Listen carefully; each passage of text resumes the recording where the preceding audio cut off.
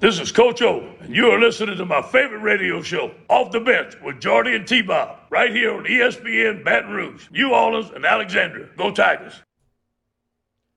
Every Tuesday here on Off the Bench, reigning national champs, Coach of the Year, LSU head football coach Ed Orgeron joins us on Off the Bench, ESPN Baton Rouge, New Orleans, and Alexandria. Lots to get to with the head coach. Good morning, Coach. How are you? Good morning, man.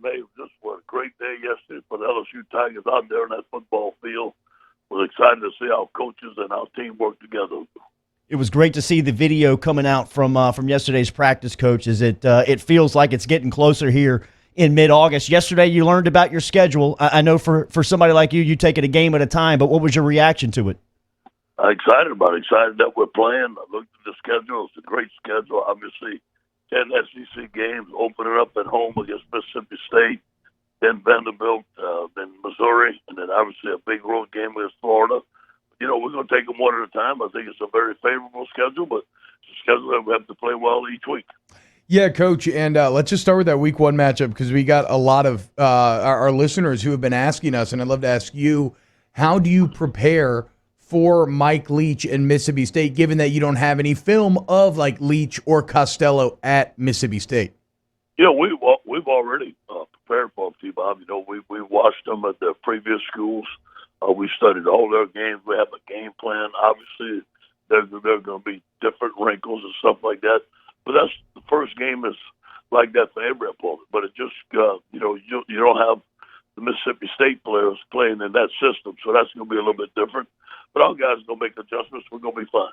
Yeah, and it's a great test for Pelini and that new 4-3 system going against an offensive mind like Leach there in Week 1.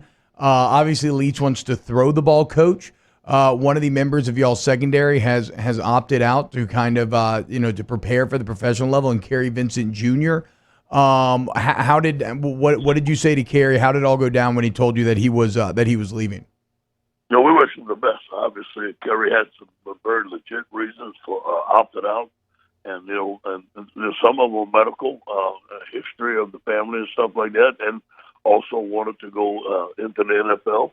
So I felt like it was very legit. You know, Kerry Vincent did a great job for us, won a national championship, went out the right way. And so now you that's an upperclassman gone out of that room, but I know you have a lot of talent in that room. What kind of direction are you all seeing? Like who's got to step up and kind of try to win that job? Yeah, we look at Cordell Flott looking good. I mean, he looked good again yesterday. Elias Ricks made some plays. Those guys there, Jay Ward, Darius Jones, Dwight McGoffin. So, you know, Corey's done a great job of recruiting those guys, and you have the great Derek Stingley there. So we're fine. We shouldn't skip a beat. Coach, take me to the practice field yesterday. I saw you brought up Stingley. There was a couple of matchups on the video that you guys produced and put out on social media of Chase and Stingley going at it, but just you, the head coach, seeing your team in action. What was that like? You know, it's probably all the work that they did before and all the preparation. You can tell that we're much further ahead than any other camp we've ever been because of the preparation of our coaches. I think that the new guys fit in well. The young guys showed out. We caught the ball well. We threw the ball well. I thought the line of scrimmage, obviously there's no pads, was very good for the first day as far as pad level and line of scrimmage discipline. Was very pleased with the shape of our team. I think we're in great shape. You know, Ray Baker was out yesterday. He was. He'll be out today. And we had a tremendous practice. We'll ask about some true freshmen, but Arik Gilbert, Coach, we see him for the first time in shoulder pads and a helmet yesterday, and he's as intimidating as he looks without them. What did you make of your true freshman tight end?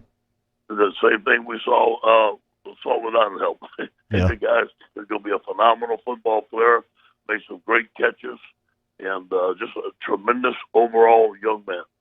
You know, Coach, we always talk about Stingley and Chase really improving each other. But when you look at this LSU secondary and how talented they are, how much of an advantage is it for your quarterbacks to work against those guys? Because you just look at the windows that Stingley forces you to throw in, and you can't help but get better. No question. 7-on-7, 1-on-1, team periods, blitz periods. Those are big press guys. They're in your face. There, like you said, T-Bob, there's tight windows and there's more pressure. from the 4-3. We got some fast defensive ends that are all over the quarterback. But again, that's life in the SEC. Yeah, and I know we're talking to Coach Ed Orgeron here on Off the Bench, and I know there's no contact yet, and so line evaluation remains very tough at this point. But anything you see on either the O-line or the D-line that jumped out to you yesterday? I like the cohesiveness of the offensive line. It looks like they've been working very, very strong, very hard in the summer. Darren Rosenthal looked as good as he did when we were practicing for the bowl, which he had some great practices. Ed Ingram, Leon was making the calls. Chason, Austin didn't practice yesterday. He's going to be out for a little bit. But I think that for the most part, the offensive line looked very well. Coach, so if you just look at the news cycle recently, it's been a little up and down, right? I mean, we all felt kind of doom and gloom a week ago. I think everybody's feeling more positive today. Practice starting, schedule released. Yeah. Are you sensing that out of the players? Do they have a little juice right now? Are they getting fired up? Yeah, a little pep in their step, I call it. Everybody's got pep in their step around there. Everybody's feeling good, and obviously, we didn't sit around waiting for it, but when we got the schedule, everybody's excited. We didn't talk about it because anytime, anywhere, we're going to play. But I think that it just goes to show that the SEC is working to play. There's not been a final decision, but as far as I know, they're working as hard as they can to play. But I'm going to let them make that decision. Now that we're in camp, it's football. It's about X's and O's. It's about technique, stance, alignment, assignment, about effort, and we're not worried about that stuff right now. Coach Ed Orgeron joining us here, ESPN, Baton Rouge, New Orleans, Alexandria. You've mentioned Bo a couple of times in this interview. How about some of the other new coaches and getting out there and working alongside them? Yeah, Scott Linehan, man, he's just doing phenomenal with Steve Ensminger. And, Kevin Falk, man, I tell you what, our running backs ran the ball yesterday. John Emery had some great runs. Tyron Davis-Price and Chris Kerr, those are two bulls. Cavante Bradford. I'm really excited about our running game. I think we're even going to be better. I'm not going to say the guys are better than Clyde, but I think our running game is going to be better than it was last year. And then, on defense, our guys are working well together. The defensive line is well coached. Like I said, Manny Michel and Christian Lacouture and Bill Johnson doing a great job. So very pleased with our coaches. Have we reached the point in camp yet where the coaches are kind of chirping at each other? Oh, yeah.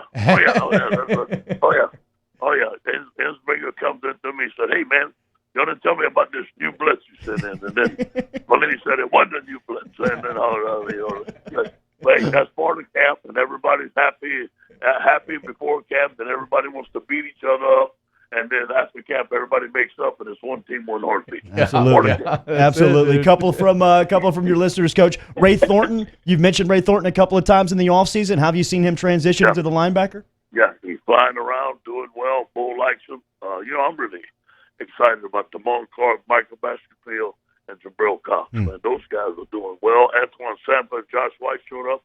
Devontae Lee showed his skills. So, Bo's going to do a great job with those linebackers. We're in great shape at linebackers. Todd Harris, you get your first look at him on the field, Coach, after the injury. How's your safety looking out there? Yeah, looking good. Minimal work for Todd. Still a little swelling in his knee. We're still protecting him. We're bringing him along, but it's great to have him back. Coach, great leaders follow a podcast in the YouTube chat. Ask Coach O, with Deculus out for a little bit, who is working at right tackle?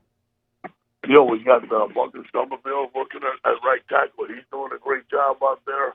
We moved Charles Turner out there working at right.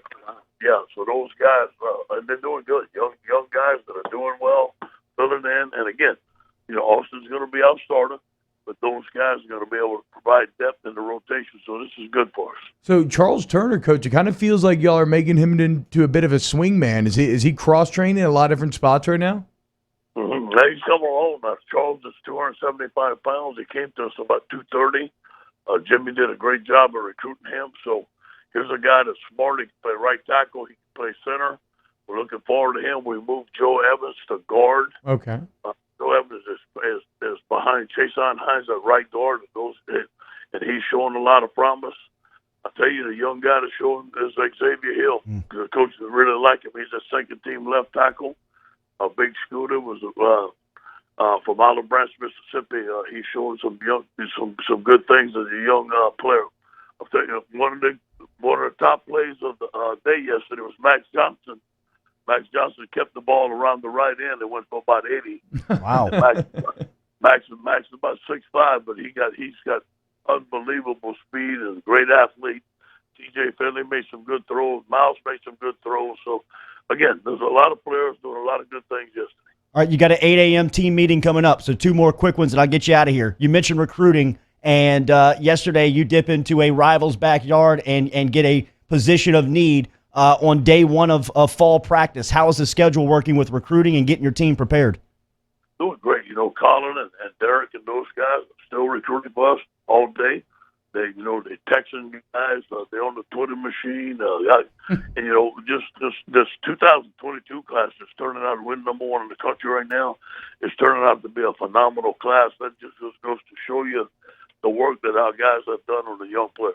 And one more, Coach, last one. Meat Market to this day is still my favorite book of all time. The author, Bruce Feldman, is coming out with a new book, Flip the Script, on Ed Orgeron and the LSU Tigers. He announced it last night on Twitter. Can you just talk about the relationship you have with Feldman and the access you allowed him again into seeing your program and put that out into a book? Bruce is somebody I trust, and he spent a year with me at Ole Miss on Meat Market.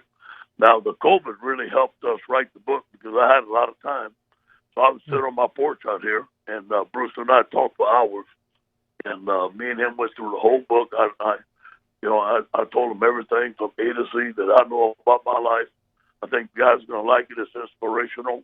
Hopefully it helps somebody out to see my personal life, the things that I had to overcome, and all the great chances and all the great people that I got to meet. And I'm very grateful. So I think there's a book that's going to be inspirational and people are going to like it.